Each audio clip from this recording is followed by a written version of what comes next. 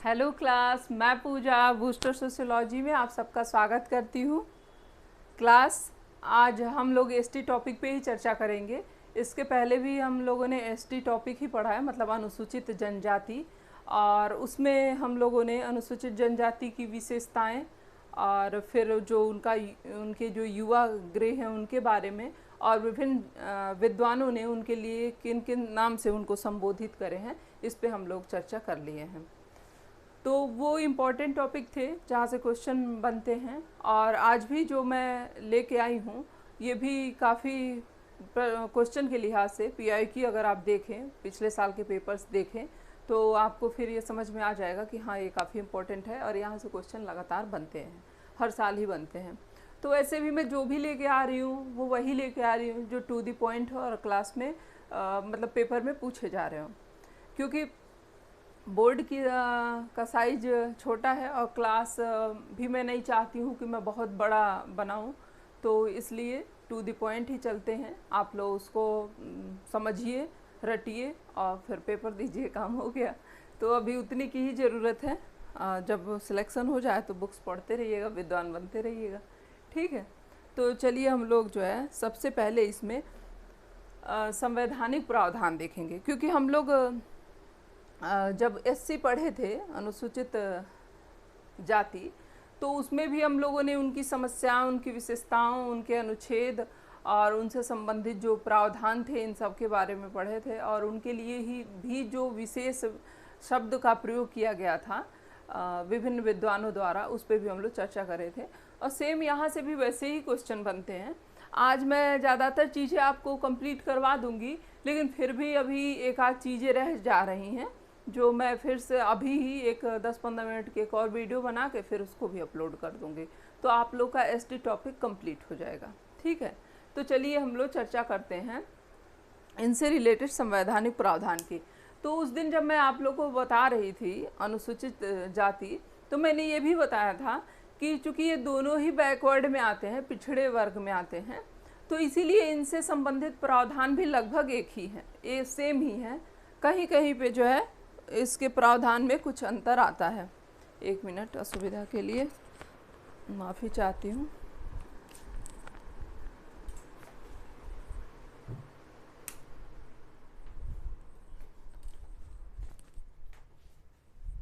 Fan चलने से आवाज़ जो है उसकी इसमें आ जाती है और वॉइस बहुत क्लियर नहीं रहती है।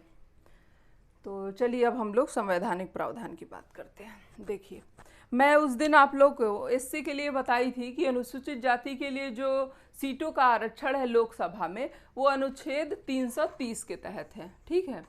तो ये अनुच्छेद 330 के तहत अनुसूचित जाति और अनुसूचित जनजाति दोनों के लिए ही आरक्षण के प्रावधान हैं, ठीक है। तो एससी के लिए सीटें कितनी हैं? 84, और एसटी के लिए कितनी है? 47। यहाँ से क्वेश्चन चूंकि बनता है तो ये पता होना चाहिए कि कितना है। तो जो अनुच्छेद हम लोग वहाँ देखे थे, लगभग उन्हीं सारे अनुच्छेद का यहाँ पे रिवाइज हो जाएगा आप लोग का, क्योंकि लगभग वैसे ही है। एक मतलब 2-4 अनुच्छेद अलग रहेंगे, क्योंकि इनकी समस्याएं भी उनसे कुछ अलग है। तो वो जितनी मात्रा में अलग है उतनी मात्रा में अनुच्छेद भी अलग रहेंगे, ठीक। तो फिर अब हम देखते हैं अनुच्छेद 332। तो 330 में लोकसभा है और 330 में विधानसभा के लिए आरक्षण है। इसमें विधानसभा में जो आरक्षण मिलता है एससी एसटी की, उसका उल्लेख किस अनुच्छेद में है? तो उसका उल्लेख 332 में है, अनुच्छेद 332 में है। अब हम बात करें अनुच्छेद 335 की। तो चूंकि ये समाज से बिल्कुल कटे हुए थे और एससी चूंकि समाज से बिल्कुल काटे गए थे, तो इन दोनों को ही मुख्य धारा में लाने के लिए जरूरी था कि सरकारी सेवाओं में भी इनका कुछ योगदान हो, ये सरकारी सेवाओं में भी पार्टिसिपेट करे। तो इसीलिए अनुच्छेद 335 के तहत इनको सरकारी सेवाओं में आरक्षण दिया गया। सरकारी सेवा का मतलब गवर्नमेंट सर्विस, गवर्नमेंट एम्प्लॉय बनने में, मतलब कि ये सरकारी नौकरी भी कर सकते हैं, ठीक। तो सरकारी सेवा में आरक्षण के लिए प्रावधान किया गया अनुच्छेद 335 में।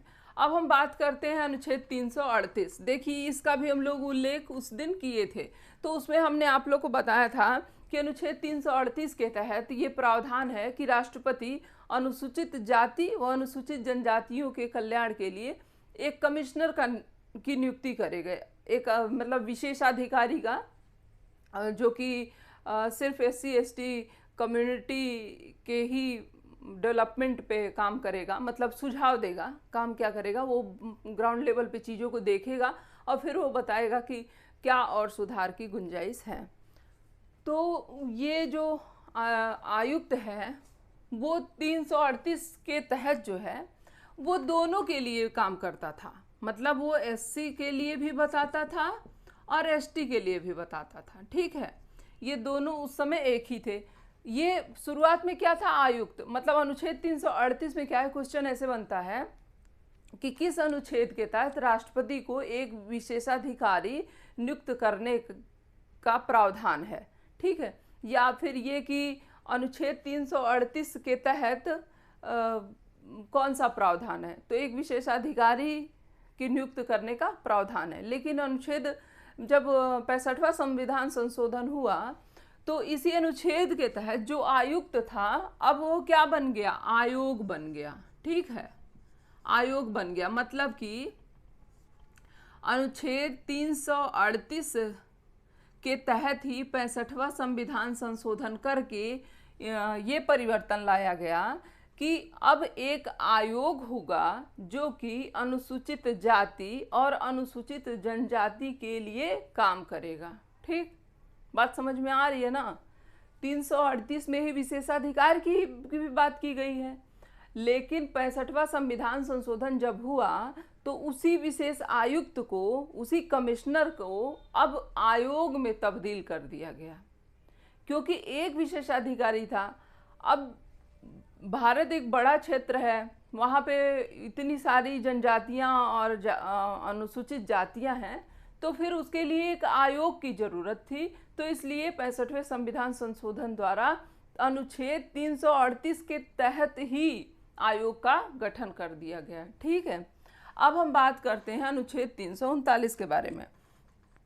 तो अनुच्छेद 339 में इस बात का उल्लेख है कि राष्ट्रपति जो है हर 10 साल के बाद एक आयोग की नियुक्ति करेगा, और वो आयोग क्या करेगा, वो आयोग ये देखेगा कि SC और ST के लिए जो भी सुधार किए गए हैं उसका क्या असर दिखाई दे रहा है, उसका व्यवहारिक रूप में उन्हें कितना लाभ हो रहा है, अगर नहीं हो रहा है तो और क्या क्या चीज़ें करनी है। मतलब ये जो आयोग बनता है ये प्रतिवेदन भी देता है, प्रतिवेदन मतलब रिपोर्ट देता है।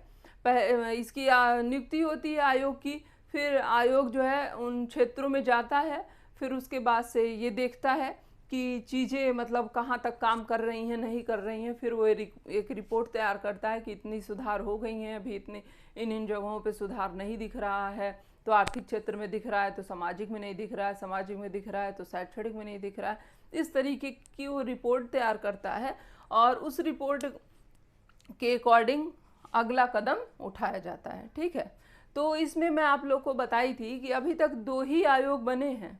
ठीक है, उस दिन मैंने बताया था, एक बना है 60 और 61 में, मतलब 1960 और 61 में एक आयोग बना है, और वो किसके अंडर में था, तो ढेबर आयोग था। ठीक है, और मैं एक और भी बताई थी आप लोग को कि 2003 में एक आयोग बना था, 2003 में, और वो किसके अंडर में था, तो भूरिया के अंडर में था। यानी कि 2 आयोग अब तक बने हैं।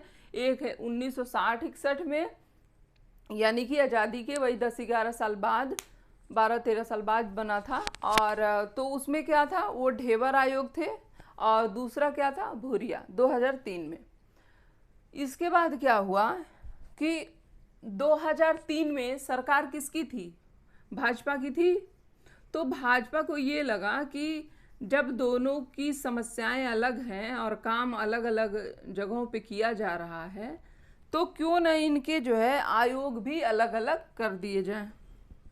तो इसलिए 2003 में इनके लिए अलग अलग आयोग का गठन कर दिया गया। ठीक है, 2003 में नहीं, 2004 से इनके लिए अलग अलग आयोग बन गया। यानी कि कौन कौन सा? एक हो गया अनुसूचित जाति आयोग और एक हो गया अनुसूचित जनजाति आयोग। और फिर अब ये आयोग जो है अलग अलग कार्य करने लगे, एक अनुसूचित क्षेत्र में और एक अनुसूचित मतलब जनजाति के क्षेत्र में। ठीक है, एक एससी के क्षेत्र में और एक एसटी के क्षेत्र में। तो ये जो दो आयोग बने थे, एक एससी वाला और एक एसटी वाला, तो इसके चेयरमैन भी तो होंगे। तो पूछता है पहले एससी आयोग के, पहले अनुसूचित जाति आयोग का अध्यक्ष कौन था? तो सूरजभान। कौन था? सूरजभान। और दूसरे के एसटी के पहले कौन थे? तो कुंवर सिंह। कौन थे? कुंवर सिंह। ठीक है, तो ये हो गया। यहां से क्वेश्चन बनता है, आप लोग को पता होना चाहिए। देखिए एक बार और बता देती हूँ इतना। अनुच्छेद 330 में क्या है? लोकसभा में आरक्षण है। एससी को कितना आरक्षण मिला है? 84। एसटी को कितना मिला है? 47। अनुच्छेद 332 में क्या है? विधानसभा में आरक्षण है। अनुच्छेद 335 में क्या है? सरकारी सेवाओं में आरक्षण है। अनुच्छेद 338 में क्या है? कि एक विशेषाधिकारी या आयुक्त की नियुक्ति की बात की गई है। उसी के तहत 65वां संविधान संशोधन हो गया और फिर उसी आयुक्त को आयोग का दर्जा दे दिया गया। फिर उसके बाद से अनुच्छेद 39 की बात करें तो इसमें था कि राष्ट्रपति प्रत्येक 10 साल के बाद एक आयोग की नियुक्ति करेगा, जो ये देखेगा कि जो कार्य इनके सुविधाओं के लिए किए जा रहे हैं, इनके प्रोग्रेस के लिए किए जा रहे हैं, वो कितना सार्थक है और उसमें अभी क्या क्या परिवर्तन और किया जा सकता है। तो ये हो गया अनुच्छेद 339 के तहत। तो 10 साल के बाद जो गठित हुआ था, तो उसके बारे में हम आप लोग को बताए थे अभी कि एक ढेबर था और दूसरा भूरिया आयोग था। दो आयोग थे, एक ढेबर और भूरिया। उसके बाद से क्या हुआ कि 2003 में अब दोनों को अलग अलग कर दिया गया। अनुसूचित जाति आयोग अलग हो गया, अनुसूचित जनजाति आयोग अलग हो गया। अब इन दोनों के भी तो अध्यक्ष बनेंगे। तो पूछा जाए कि एससी आयोग के प्रथम अध्यक्ष कौन थे, तो आप बताएंगे सूरजभान। और पूछा जाएगा एसटी आयोग के प्रथम अध्यक्ष कौन थे, तो आप क्या बताएंगे? कुंवर सिंह। ठीक, अब हम बात करेंगे अनुच्छेद 164 की। देखिए अनुच्छेद 164 में क्या है। तो अनुच्छेद 164 जो है ना, जनजातीय मंत्री से संबंधित है। ठीक है, मतलब कि उन क्षेत्रों में जहाँ पे जनजातियों की जनसंख्या ज़्यादा है, मतलब ठीक ठाक है, ज़्यादा नहीं, जहाँ पे जनजातियों की जनसंख्या ठीक ठाक है और उनके भी एक प्रतिनिधित्व की ज़रूरत है, तो वहाँ के लिए अनुच्छेद 164 के तहत अनुसूचित जनजाति का यानी कि एसटी का मंत्री नियुक्त करने का प्रावधान बनाया गया। किसके तहत? अनुच्छेद 164 के तहत। तो जब हम लोग पढ़ते हैं जनजातियों के बारे में, तो सबसे ज़्यादा हम कहाँ पढ़ते हैं? उड़ीसा में जनजाति के बारे में पढ़ते हैं, छत्तीसगढ़ में पढ़ते हैं, झारखंड में पढ़ते हैं, मध्य प्रदेश में पढ़ते हैं, इन्हीं सब जगहों पे तो पढ़ते हैं। तो जब इन सब जगहों पे ज़्यादा एसटी हैं, मैं अभी भारत के मुख्य भाग की बात कर रही हूँ, क्योंकि जैसे हम उत्तर पूर्वी की बात करेंगे तो वहाँ पे तो जनजातियों की जनसंख्या बहुत ज़्यादा है और वहाँ के प्रावधान भी बदल जाते हैं। ठीक है, तो अभी आप लोग क्या देख रहे हैं? अनुच्छेद 164 के तहत देख रहे हैं, और वो भी जो बिहार, मध्य प्रदेश, झारखंड, छत्तीसगढ़, इन सब का क्षेत्र है, वहाँ की चर्चा हो रही है। ठीक, तो अनुच्छेद 164 के तहत ये हुआ कि यहाँ पे एक एसटी मंत्री भी, जनजाति मंत्री भी नियुक्त किया जाएगा, जो कि अपने लोगों का प्रतिनिधित्व करेगा। तो ये कहाँ कहाँ है? तो ये आया था बिहार के लिए, उड़ीसा के लिए और मध्य प्रदेश के लिए। BUM लिखे हैं बम, मतलब कि एक बिहार है, एक उड़ीसा है और एक मध्य प्रदेश के लिए। ये जब अनुच्छेद आया था, मतलब इस अनुच्छेद के तहत इन तीनों राज्यों में ही जनजातीय मंत्री की नियुक्ति की बात की गई थी। लेकिन जब 2001 में दो अलग राज्यों का गठन हुआ, एक छत्तीसगढ़ और एक झारखंड। तो जब छत्तीसगढ़ और झारखंड 2001 नहीं, शायद 2000 है। तो जब इन दो राज्यों का गठन हुआ, नए राज्यों का, तो ये सबसे ज़्यादा यहाँ पे जनजातीय जनसंख्या थी। मतलब बिहार और मध्य प्रदेश के जिस क्षेत्रफल में सबसे ज़्यादा जंगल वंगल थे, पहाड़ी क्षेत्र था, बहुत सारे प्राकृतिक संसाधन थे, तो वो चूंकि समाज से कटे हुए थे, मतलब वहाँ पे वाहन की सुविधा, अन्य प्रकार के कल कारखाने, इन सब सुविधाओं का अभाव था। वहाँ पे स्कूल और भी जो भी भौतिक संसाधन होते हैं, इन सब की पहुँच बहुत कम थी। तो इसलिए वो लोग डिमांड करे थे कि हमें नए राज्य हमें बनाया जाए, ताकि इस क्षेत्र पे फोकस किया जाए और इस क्षेत्र का विकास हो। क्योंकि कोई भी राज्य होता है तो अपने पूरे राज्य पे काम करता है। तो बिहार एक बड़ा राज्य था, MP एक बड़ा राज्य था, तो इसके वो जो क्षेत्र जो कि काफ़ी जो है जंगलों से भरे हुए थे, घने थे, और पहाड़ी एरिया था जहाँ पे प्राकृतिक संसाधन तो थे लेकिन उनका दोहन नहीं हो पा रहा था, तो वो क्षेत्र काफ़ी पिछड़ा था। तो वहाँ के लोग जो है ये मांग कर रहे थे कि हमें अलग राज्य का दर्जा दिया जाए ताकि हमारा भी क्षेत्र विकसित हो सके। तो फिर अलग राज्य का दर्जा दिया गया। जब अलग राज्य का दिया गया दर्जा, तो जो MP का वो पार्ट था जहाँ सबसे ज़्यादा ST हो रहे थे, और जो है बिहार का वो पार्ट था जहाँ पे सबसे ज़्यादा ST हो रहे थे, तो उनको काट के क्या बना दिया गया, झारखंड बना दिया गया और छत्तीसगढ़ बना दिया गया। बिहार से काट के झारखंड और MP से काट के छत्तीसगढ़। तो अब जब बिहार में जनजातियों की जनसंख्या कम हो गई, तो वहाँ पे क्या अब भी मंत्री की ज़रूरत है? नहीं है। तो अब जब मंत्री की ज़रूरत नहीं है तो फिर वहाँ पे मंत्री क्यों रहेंगे? तो अब ये कहाँ कहाँ लागू होगा? तो अब ये लागू होगा झारखंड में, ठीक, छत्तीसगढ़ में और MP में और उड़ीसा में, क्योंकि उड़ीसा को काट के कुछ नहीं बनाया गया था और उड़ीसा में अभी भी ST की जनसंख्या ज़्यादा है। तो आप ये भी कह सकते हैं कि बिहार से काट के बनाया गया तो बिहार के जनजाति को हटा दिया गया। तो जब MP से काट के बनाया गया छत्तीसगढ़ को, तो बिहार MP के भी तो जनजाति मंत्री को हटा दिया जाना चाहिए। तो आप लोग ये भी तो पढ़ते हैं कि सबसे ज़्यादा जनजातियों की जनसंख्या कहाँ पे है? तो MP में है। तो इसका मतलब कि छत्तीसगढ़ से काट देने के बाद भी अभी भी वहाँ जनजातियों की जनसंख्या ज़्यादा है, तो वहाँ पे तो मंत्री की ज़रूरत है ना उनका प्रतिनिधित्व करने के लिए। बात समझ में आ रही है? तो इस तरीके से अभी ये 4 जगहों पे चल रहा है। कहाँ कहाँ? MP में, छत्तीसगढ़ में, झारखंड में और उड़ीसा में। ठीक, अब हम बात करेंगे 5वीं अनुसूची की। 5वीं अनुसूची की चर्चा हम लोग उस दिन भी किए थे। ठीक, तो 5वीं अनुसूची की चर्चा तो हम कर लिए थे।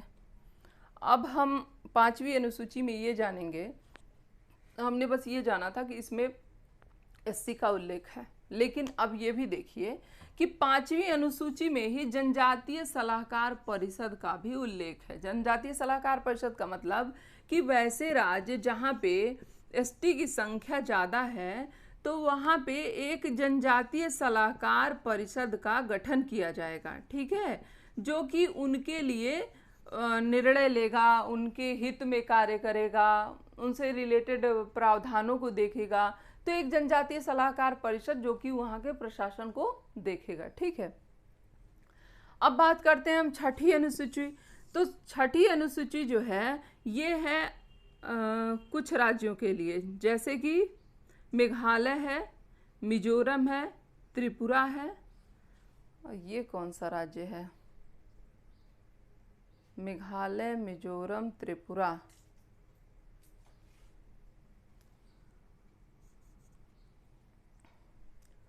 अरुणाचल प्रदेश तो है नहीं। तो अब ये जो है ना 4 राज्यों के लिए है, अभी मुझे एकदम से इसका नाम नहीं ध्यान आ रहा है। तो एक है मेघालय, एक है मिजोरम और एक है त्रिपुरा। तो इन सारे ये इसमें जो कि 4 राज्य हैं, तो इन चारों ही राज्यों में एसटी की जनसंख्या ज़्यादा है। तो एसटी की जनसंख्या ज़्यादा होने की वजह से यहाँ पे एक संगठन है, ठीक है। तो वो संगठन क्या करता है, पूरी तरीके से एक तरीके से प्रशासन का ही कार्य करता है। इसीलिए इस संगठन को हम कहते हैं राज्य के अंदर राज्य। राज्य के अंदर राज्य मतलब कि इनका ये जो फैसला लेते हैं, सरकार जो भी निर्णय लेती है, जो भी नियम कानून बनाती है, तो वो यहाँ थोप नहीं सकती है। ये जो राज्य हैं तो इनके ऊपर थोप नहीं सकती है यहाँ के, ये जो मतलब ऐसा नहीं कि पूरे राज्य में नहीं थोप सकती है। वो जो संगठन है वहाँ पे, वो वहाँ की जनजातियाँ जिन जिन क्षेत्रों में हैं, जहाँ जहाँ पे भी उनकी जनसंख्या ज़्यादा है, तो वहाँ के निर्णय वो खुद लेते हैं। जैसे कि पंचायत की बात करते हैं, तो पंचायत ग्राउंड लेवल पे, गांव के लेवल पे निर्णय तो लेता है ना कि कहाँ पे क्या करेंगे। जैसे कि चाहे हम वहाँ पे पेड़ पौधे उगाने हो, तालाब बनवाना हो, या फिर सिंचाई की व्यवस्था करवाना हो, साफ़ सफाई करवाना हो, तो या फिर वहाँ पे बच्चों की शिक्षा के लिए जो चीज़ें उपलब्ध करा सकते हैं वो कराना हो, मिड डे मील वाली व्यवस्था हो, मेला लगवाना है कि नहीं, फिर मेला लगवाएंगे तो कितना टैक्स लेंगे, इन सारी चीज़ों का निर्णय वहाँ पे पंचायत करती है ना। तो बस वैसे ही यहाँ पे क्या है कि ये संगठन है जो कि राज्य के अंदर राज्य के नाम से जाना जाता है, और वो 6ठी अनुसूची के तहत है जो इन चारों राज्यों में काम करता है, प्रशासन का कार्य देखता है, ठीक है। तो 5वीं अनुसूची 6ठी अनुसूची दोनों ही संबंधित है जनजातियों से, लेकिन 5वीं अनुसूची में लगभग सारे राज्य आते हैं और 6ठी अनुसूची में सिर्फ ये चारों राज्य आते हैं। मुझे बिल्कुल नहीं ध्यान आ रहा है, ये अरुणाचल प्रदेश, आसाम सॉरी, देखिए याद आ गया, आसाम है और मेघालय है, मिजोरम है और त्रिपुरा है, ठीक। चलिए, और मैं कल भी जब आप लोग को बता रही थी तो मुझे याद नहीं आ रहा था दुर्खीम का, जब मैं बता रही थी टोटम कि इन लोग का प्रत्येक जनजाति का अपना टोटम होता है। जब मैं अंतर विवाह बता रही थी तो जो जिस टोटम को मानते हैं ना, वो उसमें शादी नहीं करते हैं, क्योंकि उस टोटम के मानने वाले भाई बहन हुए, तो इसीलिए उस टोटम से अलग शादी करते हैं। इसीलिए इनके विवाह को हम अंतर विवाह कहते हैं। अंतः नहीं है, मतलब सेम टोटम में शादी नहीं करते। जैसे कि हम पिंड से बाहर करते हैं ना, गोत्र से बाहर करते हैं, वैसे ही ये लोग टोटम से बाहर करते हैं। तो इसीलिए इनके विवाह को भी हम अंतर विवाह कहते हैं, ठीक। अब हम बात करेंगे अनुच्छेद 342। अनुच्छेद 342 में, जैसे कि मैं आप लोगों को ये बताई थी अनुच्छेद 341 के तहत कि किसी भी जाति को जो कि सरकार को ऐसा लगता है कि नहीं ये कमज़ोर है, और फिर वो उसको जो है राष्ट्रपति के पास भेजती है एक रिपोर्ट कि इस जनजाति की स्थिति जो है ऐसी नहीं है कि ये खुद ही मुख्य धारा में आ जाए, इसको विशेष सुविधाओं की ज़रूरत है, इसलिए इसको एससी जाति में सम्मिलित किया जाए। तो फिर राष्ट्रपति उसको अनुच्छेद 341 के तहत एससी घोषित कर देता है। सेम वैसे ही एसटी के लिए भी है, लेकिन वो किसके तहत है, अनुच्छेद 342 के तहत है। अनुच्छेद 342 में क्या है कि जाति को जनजाति घोषित किया जाता है, मतलब किसी भी जाति को जनजाति घोषित किया जाता है अनुच्छेद 342 के तहत, और अनुच्छेद 341 के तहत अनुसूचित जाति घोषित किया जाता है, ठीक है। तो इसमें भी वही क्राइटेरिया है, जब लगे कि नहीं ये जाति जो है काफ़ी पिछड़ी हुई है, मुख्य धारा में नहीं है, इसके पास भी उन सारे भौतिक संसाधनों का अभाव है जो कि एसटी के पास है, ये भी खुद ही सरवाइव करके मुख्य धारा में आने में अक्षम है, तो इसलिए इसको भी एसटी में शामिल किया जाए। तो फिर इस तरीके से ये एसटी में शामिल हो जाते हैं। तो ये किसके तहत होता है, अनुच्छेद 342 के तहत।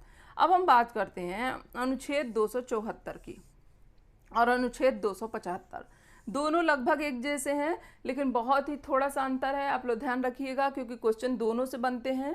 अगर आपने क्वेश्चन को ध्यान से नहीं पढ़ा या फिर इन दोनों के अंतर को नहीं समझ पाए तो फिर गलती हो जाती है, क्योंकि दोनों में ही है कि केंद्र सरकार अनुसूचित जनजाति पे खर्च करेगी, अनुसूचित जनजाति पे अपने रुपए खर्च करेगी, दोनों में बात यही है। लेकिन फिर भी कुछ अंतर है, जैसे कि क्या है कि केंद्र सरकार जो है राज्य सरकार को अनुदान देती है, किसके लिए? अनुसूचित जनजाति के कल्याण के लिए। तो जब केंद्र सरकार राज्य सरकार को अनुदान दे अनुसूचित जनजाति के कल्याण के लिए, तो उसकी बात कहाँ है? अनुच्छेद 274 में। जब अनुदान दे यानी कि कुछ दान में दे दिया गया, तो जब दान में दे दिया गया किसी को तो वो आएगा अनुच्छेद 274 में।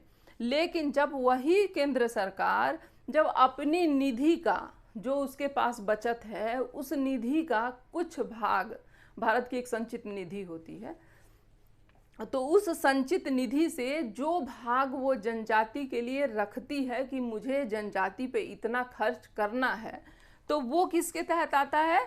तो वो अनुच्छेद 275 के तहत आता है। ठीक, बात समझ में आ रही है?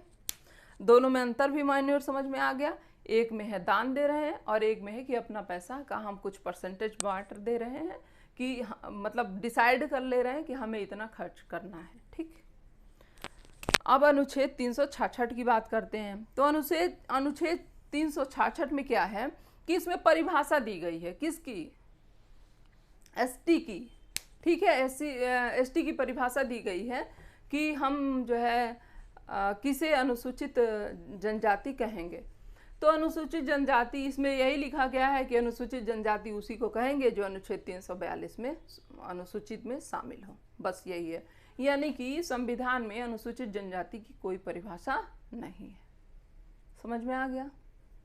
ठीक, बस ये हम लोग का अनुच्छेद है जो मुख्य है, इम्पोर्टेंट है, और यहाँ से क्वेश्चन बार बार बनते हैं, तो ये आपको देखना है।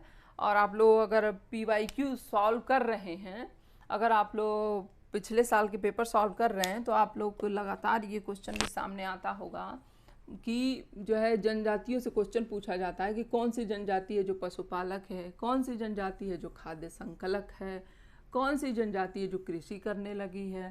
ठीक, तो चूंकि जनजातियों के बारे में हम लोग पढ़ ही रहे हैं कि जंगली क्षेत्र में रहती हैं, काफ़ी पिछड़े एरिया में रहते हैं, और अभी ये मुख्य धारा में शामिल नहीं हो पाए हैं, काफ़ी धीरे धीरे शामिल हो रहे हैं। तो जब मुख्य धारा में शामिल नहीं हो रहे हैं तो फिर इनका आय का स्रोत कैसा होगा? ऐसा ही तो होगा, पशु ही तो पालेंगे। जब वहाँ पे जो है कोई स्कूल नहीं है, कोई कल कारखाना नहीं है, कोई बाजार नहीं है, कोई हाट नहीं है, तो फिर लोगों के पास क्या रहेगा आय अर्जन के लिए, खुद के जीवन निर्वाह के लिए? तो फिर ये लोग क्या करते हैं? पशुपालन का कार्य करते हैं। तो क्वेश्चन ये बनता है कि पशुपालन का कार्य कौन सी जनजाति करती है? इनमें से कौन सी जनजाति पशुपालन का कार्य नहीं करती है?